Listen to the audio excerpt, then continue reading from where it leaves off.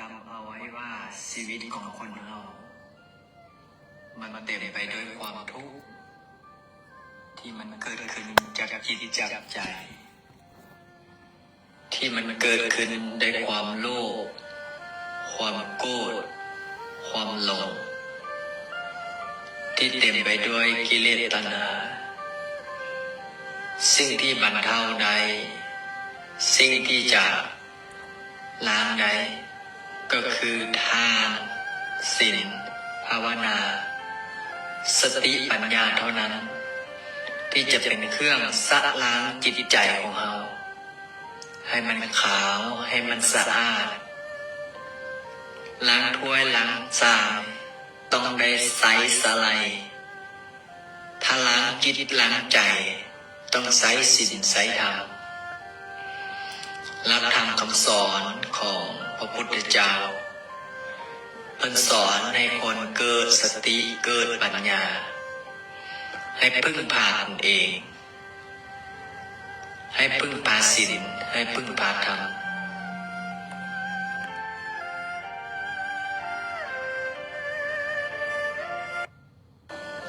จงจำเอาไว้ว่าชีวิตของคนเรามันเต็มไปด้วยความทุกข์ที่มันเกิดขึ้นจากจิตจากใจที่มันเกิดขึ้นด้วยความโลภความโกรธความหลงที่เต็มไปด้วยกิเลสตัณหาสิ่งที่บรรเทาได้สิ่งที่จะล้างได้ก็คือทานศีลภาวนาสติปัญญาเท่านั้นที่จะเป็นเครื่องสะล้างจิตใจของเราให้มันขาวให้มันสะอาดล้างถ้วยล้างจานต้องได้ใสสะไหลถ้าล้างจิตล้างใจต้องใสศีลใสธรรมรับธรรมคำสอนของพระพุทธเจ้าเพิ่นสอนให้คนเกิดสติเกิดปัญญาให้พึ่งพาตนเองให้พึ่งพาศีลให้พึ่งพาธรรม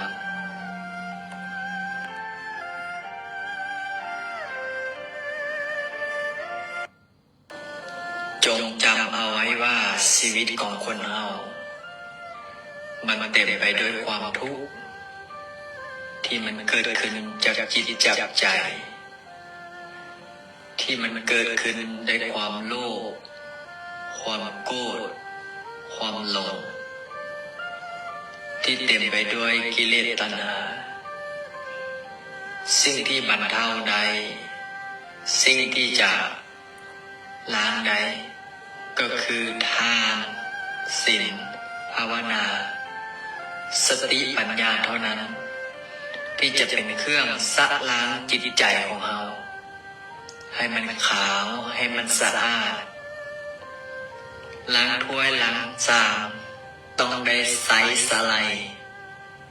ถ้าล้างจิตล้างใจต้องใสศีลใสธรรมรับธรรมคำสอนของพระพุทธเจ้าเพิ่นสอนให้คนเกิดสติเกิดปัญญาให้พึ่งพาตนเองให้พึ่งพาศีลให้พึ่งพาธรรม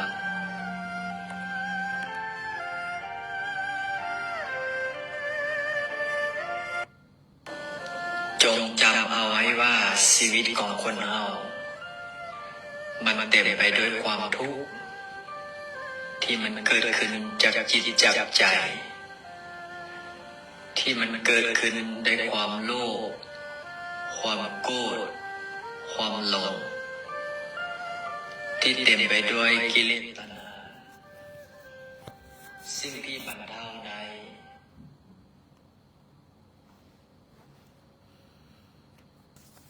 ขอเจริญพรคณะสายบุญสายญาติธรรมในค่ำคืนนี้อาตมาภาพพระลินสุจิตโตสิได้มาบรรยายเทศทดสอบได้ยินไหมเนาะพระลินสุจิตโต ขอทักทายออกตัวนิยมกันฟังอยู่ใส่นอ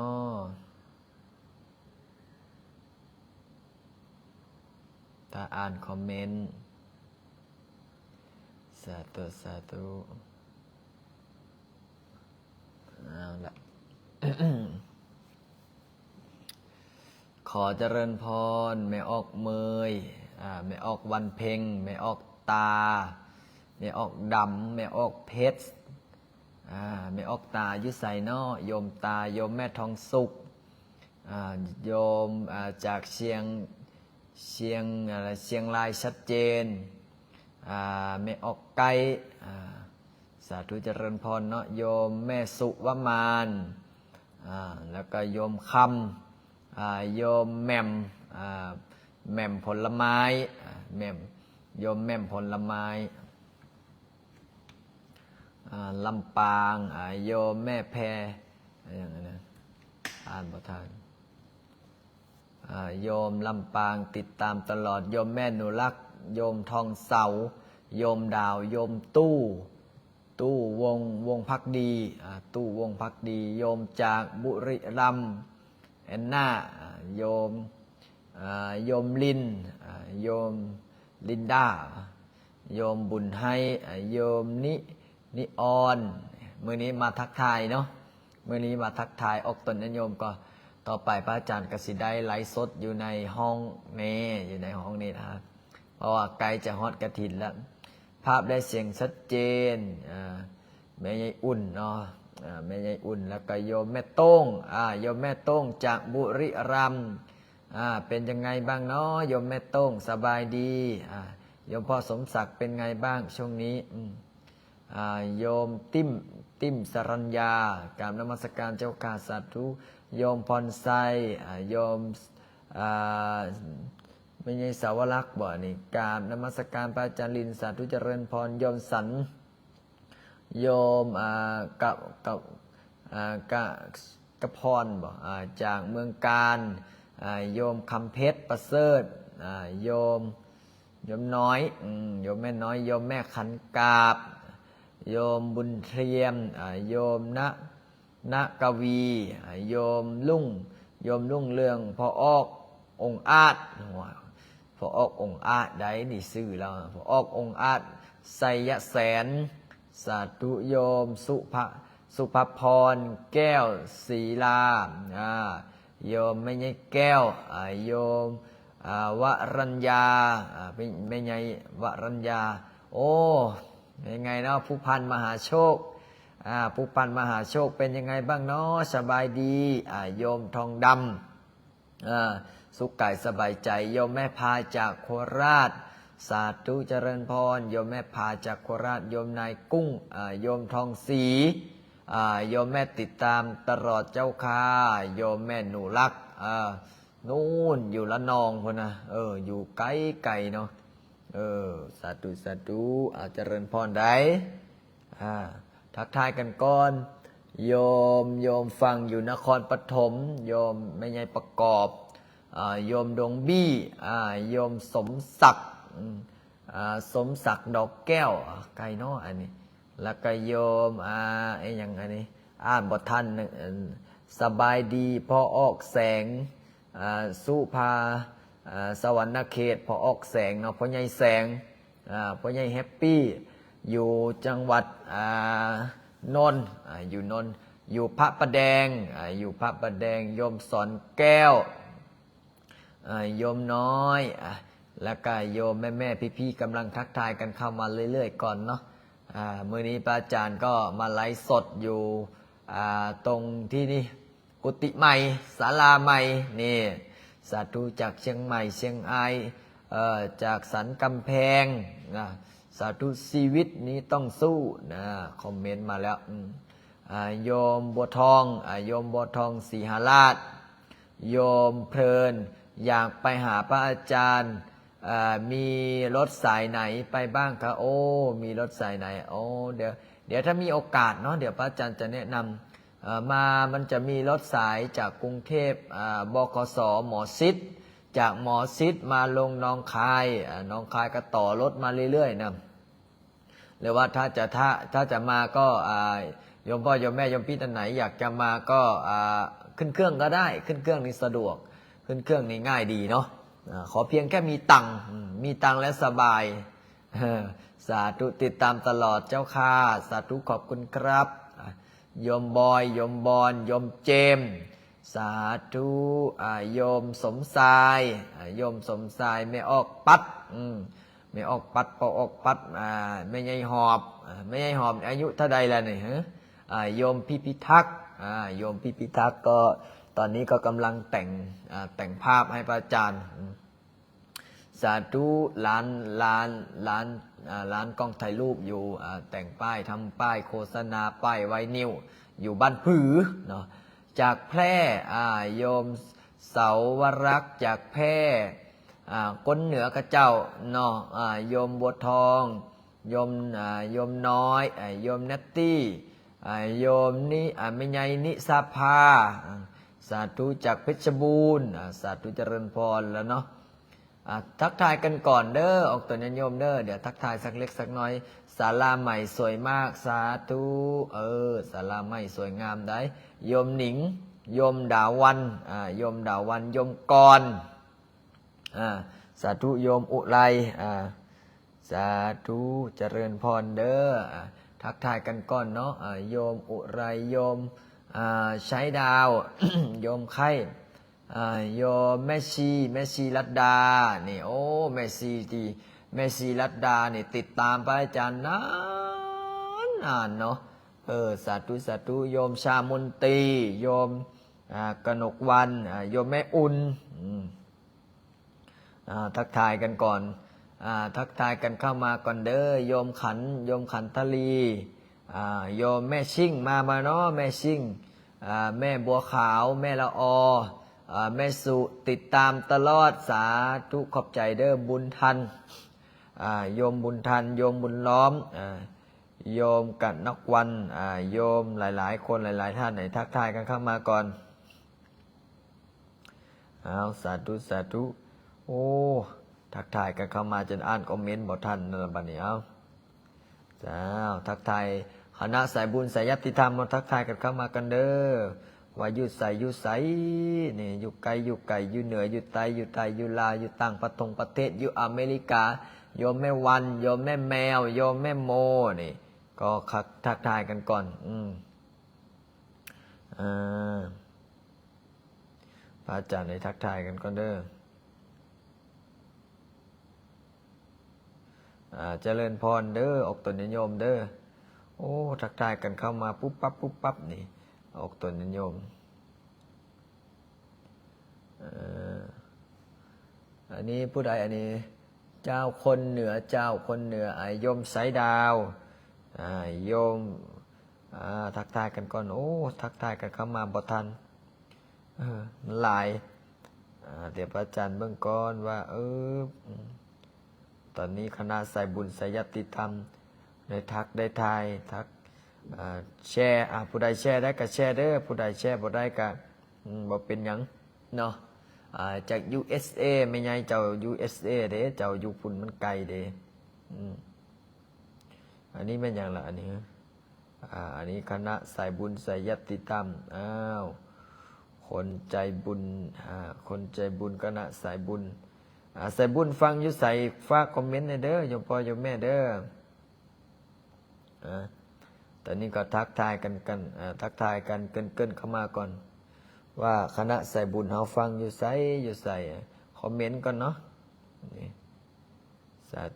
ธุอนุโมทนาบุญเด้อกับคณะสายบุญสายยัตติธรรมอันนี้ทักทายกันเข้ามาปึ๊บปั๊บจนอ่านบ่ทันเนาะสาธุอ่านบ่ทันกันยังพยายามอ่านเนี่ยนะโยมแม่ซิ่งมาบ่ล่ะเนี่ยสาธุกราบนมัสการพระอาจารย์โ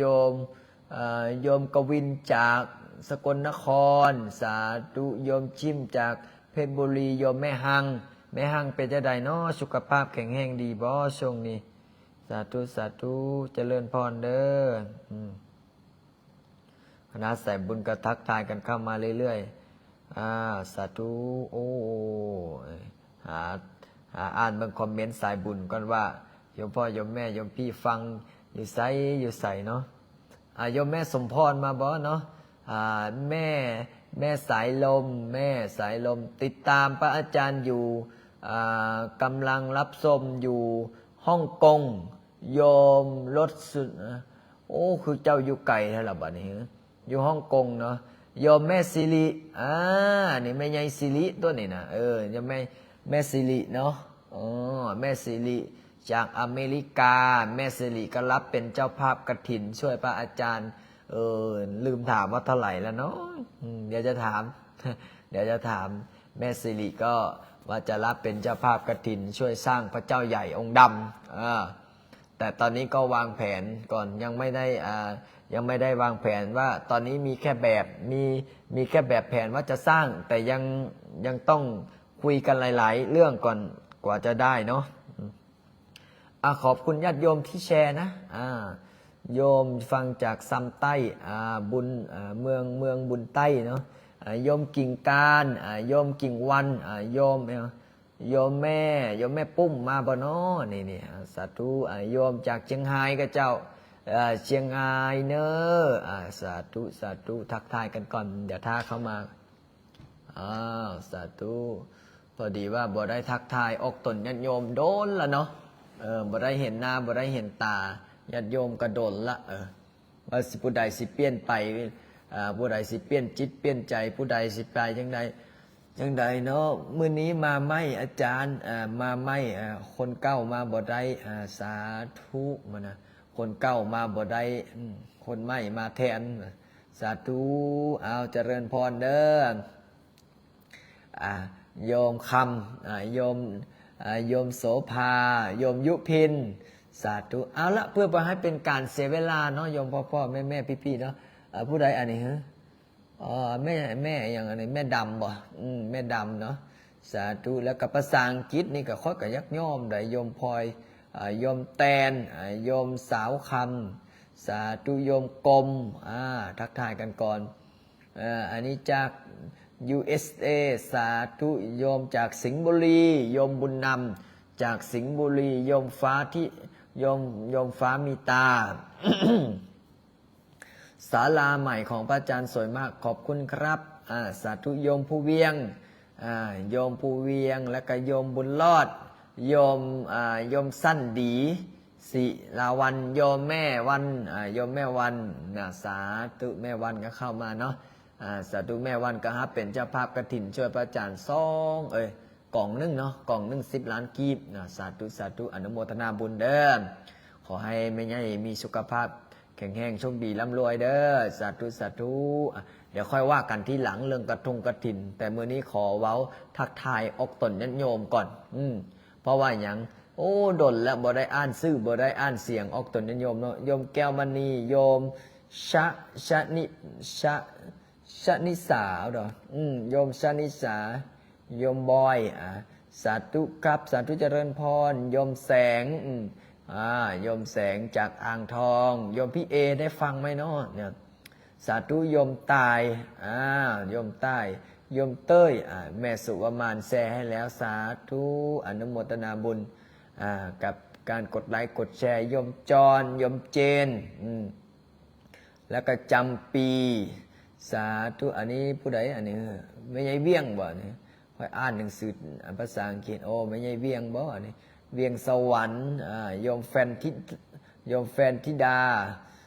โยมรับฟังอยู่ละยองเจ้าข้าสาธุโยมยังที่โอโยมแม่เพ็งสาธุแล้วกับผู้ใดอันนี้อ่านบทท่านก็ขออภัยเด้อออกตนญาติโยมเนาะทักทายกันก่อนเป็นจังใดมาจังใดเนาะช่วงนี้จากชลบุรีครับสาธุเจริญพรนี่โยมพิษสมัยไสยราชพิษสมัยไสยราชโยมจนมันนีเนาะโอ้ขออภัยเด้อผู้ใดมาเคาะห้องเนี่ยกุกกักอยู่ไอ้เจ้าน้อยบ่เนาะเนี่ยโยมบุญทรงโยมวันดีโยมจากระยองเจ้าข้าสาธุโยมวัชระ บ่ได้ทักไปไลฟ์สดลืมไปหมดแล้วเจ้าแม่นและโยมแม่ประนอม โยมแม่ประนอมนี่ติดตามพระอาจารย์นานแล้วนะสาธุโยมบุษบาโยมนุชโยมบุญให้บ่ได้ทักกันในไลฟ์สดโดนแล้วเนาะน่าจะเป็นตั้งแต่พูดนะคิดว่าเกือบปีแล้วได้ออกตนโยมเนาะนี่ก็ใกล้จะฮอดเวลาที่พระอาจารย์มาสร้างวัดอยู่ลาวแล้วโยมผาโยมผาโยมเพชรสาธุคณะสายบุญสายญาติธรรมก็ทักทายกันคำว่าเรื่อยๆนี่ฟังธรรมะก่อนนอนเนี่ยว่าสันโยมอุไรวันโยมพี่อุทัยโยมอุทัยวันเนาะกราบนมัสการโยมแชร์ให้แล้วเจ้าค่ะสาธุโยมหวีแล้วก็โยมแม่ปานีโยมแม่ไพแม่ไพบ้านกล้วยโยมอีหยังในภาษาอังกฤษคือตัว P ตัว H เอาละออกตนโยมเป็นยังไงเนาะช่วงนี้ไม่ใช่ปูตัวอันนี้นะไม่ใช่ปูแล้วก็ผู้ใดอันนี้อมลาสาธุไม่ใช่แม่ เขียนเข้ามาบางคนพระอาจารย์จะอ่านบทท่านมาคอมเมนต์มันหลายเนาะฟังเทศฟังธรรมก่อนรับก่อนนอนสักเล็กสักน้อยเนาะสาธุนะโมตัสสะภะคะวะโตอะระหะโตสัมมาสัมพุทธัสสะขอนอบน้อมคุณพระศรีรัตนตรัยขอกราบไหว้พ่อแม่ครูบาอาจารย์และเจริญพรออกตนญาติโยมทั้งหลายมื้อนี้หรือว่าวันนี้อาตมาภาพพระลินสุจิตโตอยู่วัดป่าบุญนรินทร์นาคารามบ้านนายางเมืองนาไซทองนครหลวงเวียงจันทร์ซึ่งวัดพระอาจารย์ก็เป็นวัดสร้างไม้เฮ็ดไม้ศาลากับไม้ลูกโจลูกเนนกับไม้ฮับกฐินกับฮับไม้ปีนี้เนาะซึ่งกฐินปีนี้ก็ตรงกับมื้อวันที่25เดือน10หรือว่าเดือนตุลาใกล้ๆมานี่ละก็จะใกล้ฮอดใกล้ถึงแล้วก็สิโอ้ยออกตนญาติโยมมื้อนี้พระอาจารย์ก็ได้ไปฮับเป็นเจ้าภาพเจ้าศรัทธาร่วมบุญกฐินสามัคคีเนาะไปเป็นเจ้าภาพเป็นเจ้าศรัทธาร่วมบุญกฐินสามัคคีอยู่วัดอาจารย์ใหญ่วันคำอยู่โนนสะอาดหรือว่าวัดพลสะอาดเนาะอยู่นี่แหละอยู่นครหลวงเวียงจันทร์นี่แหละก็ได้ไปเป็นเจ้าภาพเจ้าศรัทธาเป็นผู้ปากผู้เว้าผู้ต่อยอดโอ้คักม่วนไม่ออกจนหมดเงินพระอาจารย์ก็ได้เพราะว่าอย่างพระอาจารย์นี่ใจดีเป็นคนใจดีใดเป็นคนใจดีพอสาครเข้ามาฟังบ่เนาะถ้าพอสาครเข้ามาฟังแล้วกดหนึ่งนะพอสาธุเจริญพรเด้อออกตนโยมเด้อพระอาจารย์ก็ไปต่อยอดเนาะเบื้องต้นกันได้ยอดปัจจัยอยู่ที่100 ล้านได้100 ล้านกีบเบื้องต้นนั่นนะก็ต่อยอดกันไปต่อยอดกันมาเจ้าสร้อยค่อยสร้อยเจ้าเจ้าพงเจ้าภาพสร้อยครูบาอาจารย์ก็สร้อยผู้ละเล็กผู้ละน้อยผู้ละห้อยผู้ละพันสร้อยกันไปสร้อยกันมาพอสร้อยกันไปสร้อยกันมาปุ๊บนะอย่าฟ้าอยากนอนละแม่หมูอย่าฟ้าอยากนอนแล้วขออภัยบอกท่านได้นอนตั้งแต่เช้าเมื่อไรเนี่ยนะ ไปงานอัดต่อใส่แล้วฮอตใส่แล้วอันนี้อันมาง่วงนอนกลางรายการนี่ก็โอ้กะอายเขาในตีพ่อไปต่อยอดมือนี้เนาะก็ครูบาอาจารย์ก็หลายองค์ก็ซ้อยกันอาจารย์เกตก็35 ล้านอาจารย์เกต35 ล้านอาจารย์อุทัย10 ล้านอาจารย์ทองรอน10 ล้านอาจารย์อุดร10 ล้านอาจารย์อัมมลิน55 ล้านแล้วก็พระอาจารย์นี่พระอาจารย์ลินสุจิตโตนี่ก็55 ล้านคือกันสร้อยถวายครูบาอาจารย์สร้อยงานถวายงานครูบาอาจารย์สร้างอุโบสถเนี่ยสร้างสิมสร้างพุทธสีมาเนี่ยก็เลยได้มีจิตศรัทธาได้ช่วยเพิ่นเพราะว่าอย่างเพิ่นมาเป็นครูบาอาจารย์เพิ่นสร้างเฮาก็ซอยก็คือกับออกตนนิยมนี่ละออกตนนิยมก็ช่วยพระอาจารย์ช่วยพระอาจารย์สร้างวัดสร้างว่าพระอาจารย์ก็ได้ปัจจุปัจจัยมาพระอาจารย์ก็สร้างเพราะว่าวัดพระอาจารย์นี่สร้างอย่างเดียวบ่พอเลย พระอาจารย์นี่ทั้งสร้างพระอาจารย์นี่สร้างวัดวัดก็สร้างสังคมก็ช่วยแล้วก็ยังมีหลายๆหลายๆอย่างเนาะที่พระอาจารย์จำเป็นต้องได้เฮ็ดได้ทำเพราะว่าอีกอย่างเพราะว่าในอนาคตข้างหน้าเขาก็สร้างไว้นะสร้างบุญสร้างบารมีสร้างคุณงามความดี ช่วยเหลือสังคมวัดก็สร้างบารมีก็สร้างพระเจ้าประสงค์องค์เนนเบิ้งไปหมดในฮอดในถึงเพราะว่าอย่างเพราะว่าเขาเกิดมาสร้างบารมี บางคนเนาะมีเงินก็เก็บไว้บางคนนี่มีเงินก็เก็บไว้เก็บผลสุดท้ายมาบ่ได้ใช้เงินซ้ำบางคนเนี่ยโอ้ยใช้เงินกับบ่มีอันสิใช้เนาะแม่นบ่โยมแม่ละออโยมแม่สุวามานโยมนุชบางคนนี่มีเงินก็จริงแต่บ่เฮ็ดบุญบ่เฮ็ดทานเนาะบ่เฮ็ดบุญบ่เฮ็ดทานพอบ่เฮ็ดบุญบ่เฮ็ดทานแล้วเป็นจังได๋เวลาล้มหายตายจากไปนะโอ้ยบุญทานบ่เคยเฮ็ดบ่เคยสร้างบ่เคยมีเป็นจังไดล่ะบัดนี้เวลาล้มหายตายจากไปบ่มีบุญบ่มีวาสนาบ่มีบารมีแล้วไปอยู่ไสล่ะบัดนี้สิไปอยู่ไสล่ะบัดนี้กะตกนรกมกไม้เพราะว่าฆ่าพ่อตีแม่เนาะพอฆ่าพ่อตีแม่บ่เคารพบ่ยำเกรงพระเจ้าพระสงฆ์ดูทุกข์ติดศีลนินทาเนี่ยมันเป็นธรรมดาเด้อถ้าผู้ใดเฮ็ดบาปนะก็ตกนรกนั่นล่ะแต่ถ้าผู้ใดเฮ็ดบุญเฮ็ดกุศลสร้างบุญสร้างบารมีเบิ่งพ่อเบิ่งแม่เบิ่งพระเจ้าพระสงฆ์องค์เนรเข้าวัดเข้าว่าฟังเทศน์ฟังธรรมสวดมนต์ถือศีลปฏิบัติธรรมเจริญวิปัสสนากรรมฐานจนรู้แจ้งเห็นจริงในสัจธรรมหลักธรรมคำสอนพระพุทธเจ้าเนี่ยพระพุทธเจ้าเพิ่นว่าจะได้พระพุทธเจ้าเพิ่นได้เว้ากับอุบาสกอุบาสิกาเนี่ยแม่เดือนกับมาอะไรโอ้ยลืมเห็นแม่เดือนขออภัยแม่เดือนยังบ่ทันได้แซ่เนี่ยเก็บไว้ไปเที่ยวนะบางคนว่ามีเงินแล้วก็เก็บไว้ไปเที่ยวโอ้ยเก็บไว้สร้างพระเจ้าใหญ่นำลูกพระเนี่ยเด้อแม่ละออเด้อเงินขายส่วนยางนะสาธุโยมแม่บัวขาวก็มาแล้วแล้วก็โยมน้อยโยมจากลาวโยมแลโยมมีเงินก็เก็บไว้กินไว้ทานใช่ไหมโยมแม่พาเนาะเจริญพรเด้อโยมแม่พาโยมแม่สีใหม่นี่คณะสายบุญตั้งแต่เก่าถ้าแม่นผากับแม่นรุ่นโบฮานพุ่นละอย่างโยมแม่พาโยมแม่สีใหม่โยมแม่ประนอมซุ่มนี่เหนียวแน่นนี่หลี6-7 ปีเลยยังอยู่คือเก่าไหนเพราะว่าถ้าแม่นผู้สาวกับแม่นผู้สาวเท่าเลยล่ะเนาะแม่ละออแม่ประนอมเนาะหูจักกันมาโดนเนี่ยโยมแม่สมโยมแม่โน่เข้ามาฟังบ่เนาะโยมแม่โน่เฮานี่แม่โน่ปักเซโยมแม่สุบางคนเนาะติดตามพระอาจารย์ป้าตั้งแต่ใกล้ขันกกว่าซั่นซะตั้งแต่ยังบ่ทันดังตั้งแต่บ่ทันดังบ่ทันมีหยังตอนนี้ได้จนได้เป็นเจ้าอาวาสคิดเบิ่งใช่ไหมสาธุโยมฟังอยู่เชียงใหม่เจ้าเอาผู้ใดที่ติดตามพระอาจารย์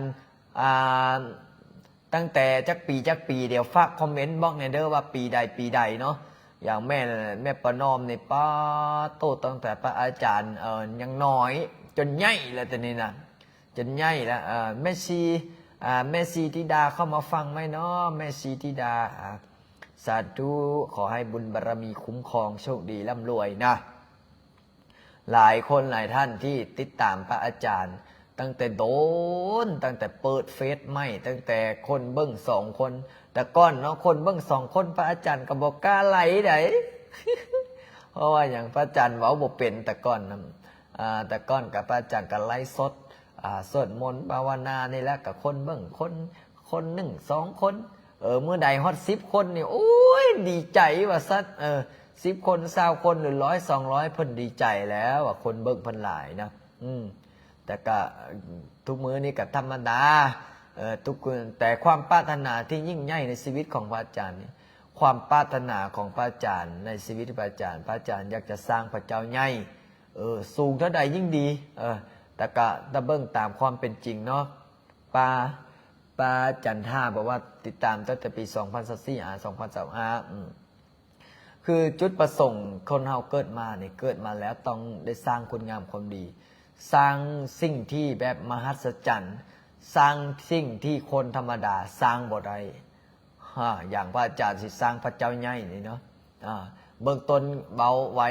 ว้ว่าสูง45 เมตรแต่ถ้าสูงกว่านั้นก็ยิ่งดีแต่ก็ยังบ่ฮู้ว่าสิสร้างจักเมตรและก็สถานที่พระอาจารย์นี่อยู่บริเวณวัดนี่แหละแต่ยังบ่ฮู้ว่าสิสร้างบ่อนใดโยมแม่บอกว่า3 ปีแล้วโยมนี่บอกว่า2 ปีแล้ว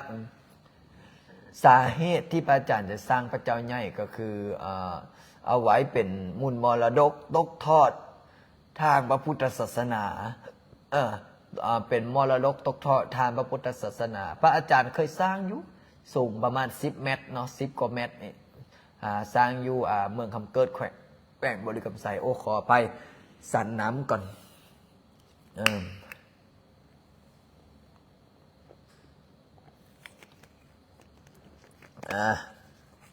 ขออภัย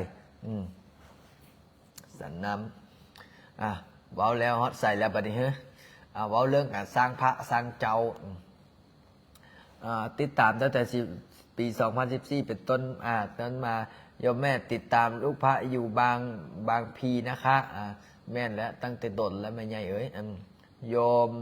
ชาลิสาผู้ใดที่อยากรับอยากนอนแล้วก็นอนเด้อส่วนพระอาจารย์นี่ยังบ่ทันอยากนอนสักน้อยจากพาสวดมนต์ทักทายก่อนมื้อนี้เป็นมื้อทักทายอาจจะบ่มีสาระปานใดมื้อนี้ตั้งแต่พระอาจารย์ไปช่วยคนพิการพุ้นโอ้หลายปีแล้วผู้ชายพิการเสื้อแดงเนาะแต่ก่อนนี่โอ้พระอาจารย์ได้ไปซอยโอ้ตั้งแต่คลิปนี้บ่เดี๋ยวจะเอาคลิปนี้ลงก่อนบัดมื้อเดี๋ยวมื้ออื่นเนาะเบิ่งก่อนโยมแม่สีไข่กับฟังบ่โยมแม่สีไข่เข้ามาเยอะวะเนาะโยมแม่จอมสีโยมแม่สีไข่มาตั้งแต่คลิปนี้แหละเนาะได้ไหมตั้งแต่คลิปนี้เอาไว้บ่ได้เปิดคือแบบบ่ได้ยินปึ๊บแป๊บ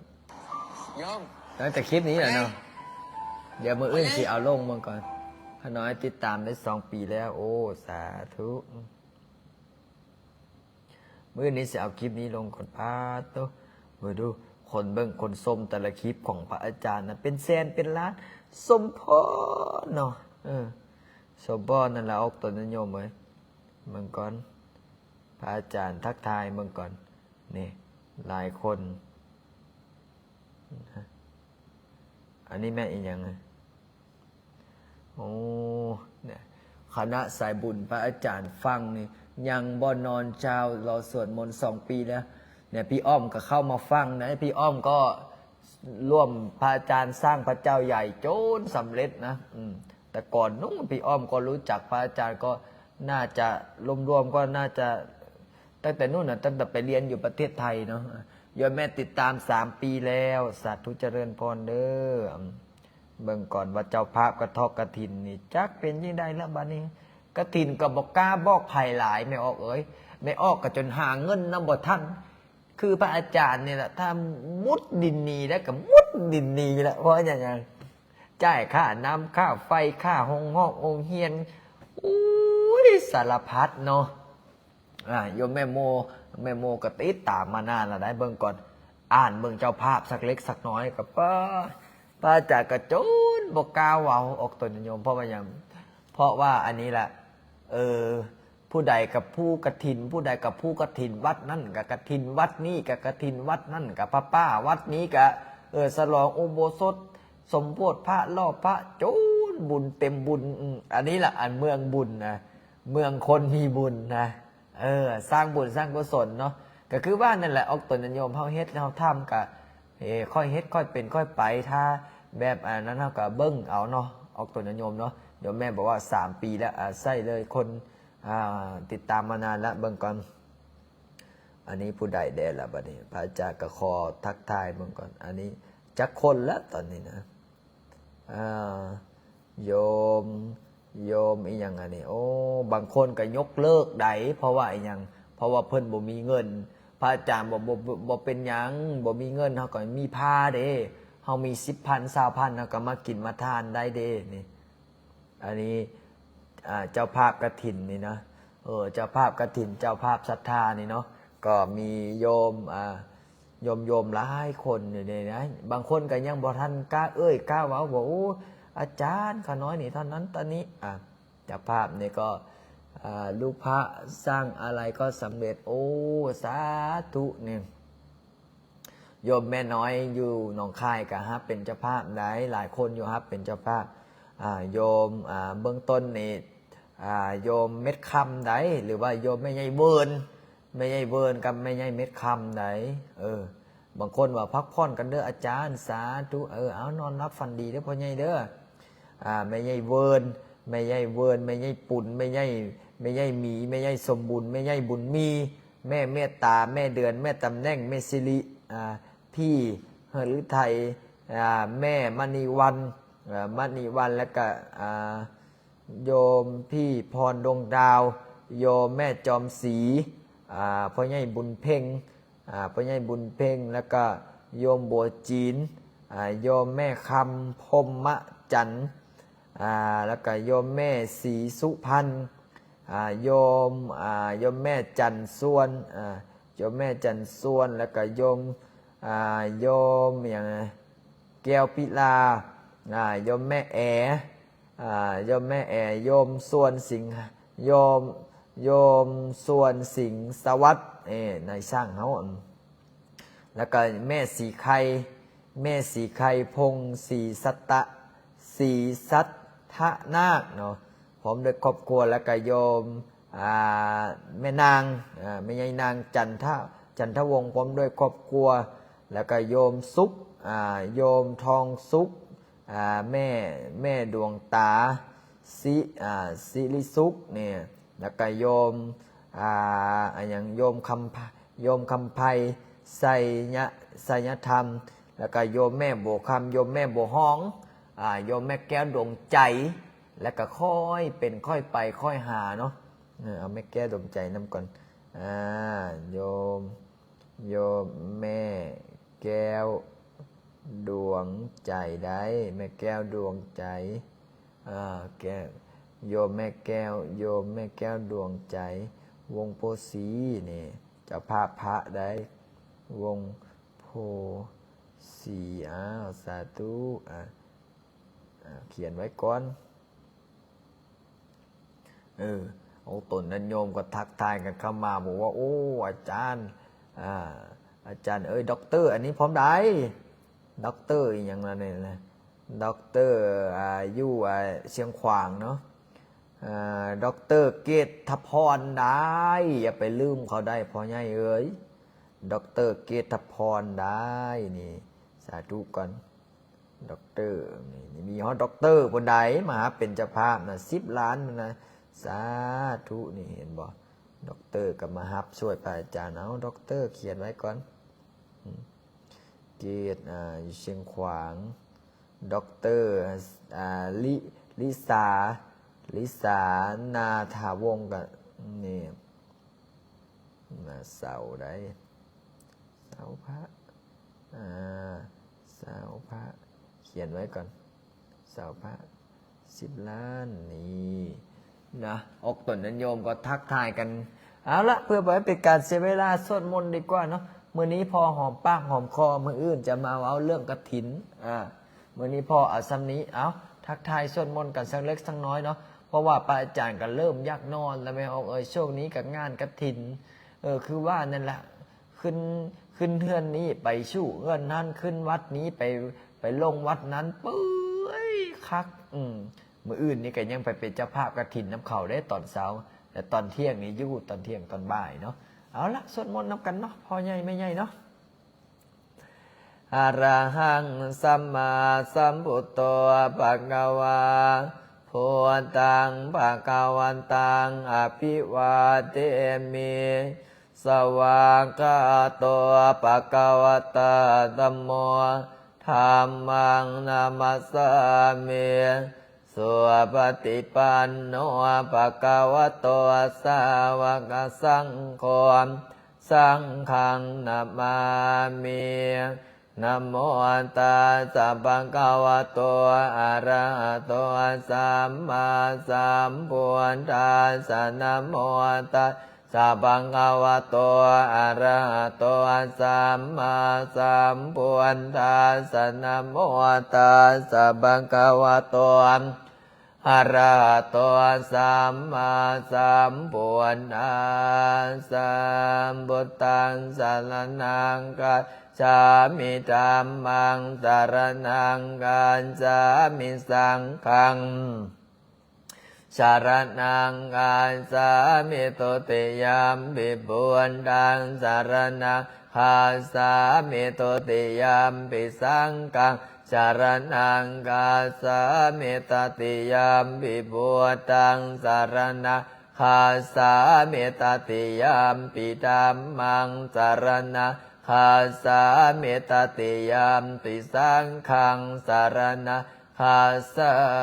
มิปานาติปาตาเวรมณีสิกขาปะทังสมาธิยามิ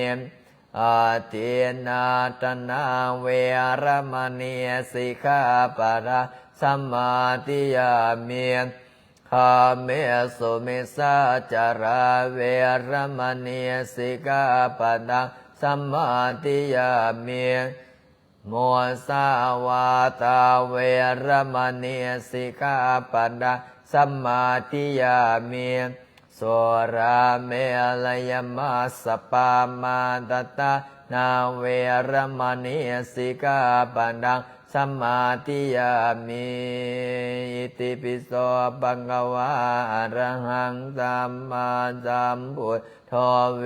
ชาจารณะสัมปันโนสุขโตโรกวิโตอนุน